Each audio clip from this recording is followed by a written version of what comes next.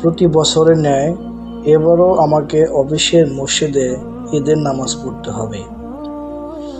তাই ঈদের নামাজ পড়ার জন্য মসজিদে যাচ্ছি। ভাগ্য ভালো হওয়ায় এবারের ঈদের নামাজের জামায়াতে বেশ মুসল্লি পেয়েছি।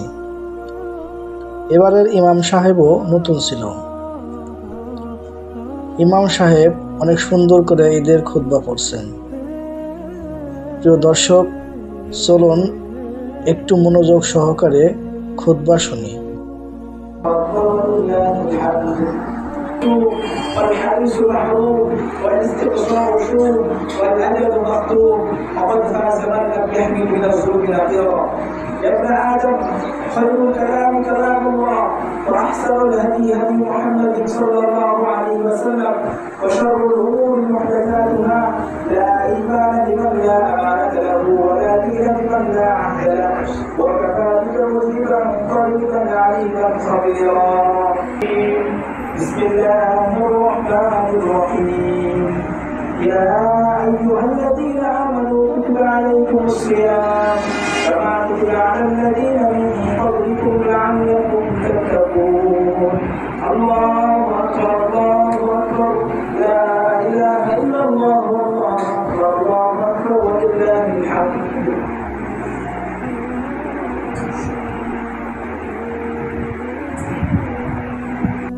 وجعله سميعا بصيرا. الله اكبر الله اكبر لا اله الا الله والله اكبر الله اكبر ولله الحمد. মসজিদটি আকারে ছোট হলেও অনেক সুন্দর এবং পরিষ্কার পরিচ্ছন্ন পরিবেশ। প্রিয় দর্শক, আপনারা দেখতে পাচ্ছেন এখানে অনেক মুসল্লি হাজির হয়েছেন এবং তারা অনেক মনোযোগ দিয়ে ইমাম সাহেবের খুতবা শুনছেন। সত্যি অসাধারণ। সুললিত কণ্ঠের খুতবা তেলাওয়াত যেন চারদিকে এক নতুন আবেশের সৃষ্টি করেছে।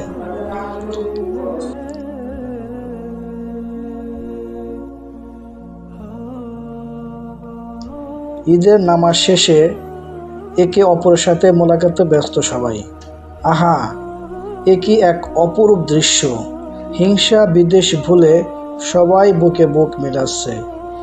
আমিও আমার কলিগদের সাথে মোলাকাতে ব্যস্ত হয়ে পড়লাম।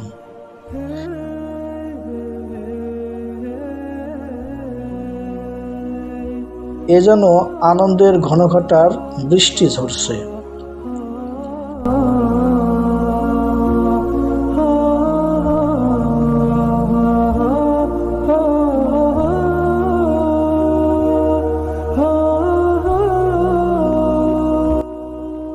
যাই হোক, নামাজ শেষে যাওয়ার সময় এক ভাইয়ের সাথে দেখা হলো।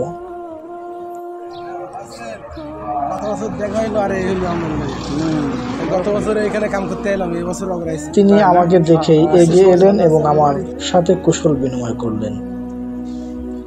উনি বছরে একবার কাজের সুবাদে আমাদের এখানে আসেন। গত বছর এসেছিলেন। প্রিয় দর্শক, ভিডিওটি কেমন লেগেছে কমেন্ট করে জানাবেন। ধন্যবাদ সবাইকে ভিডিওটি দেখার জন্য।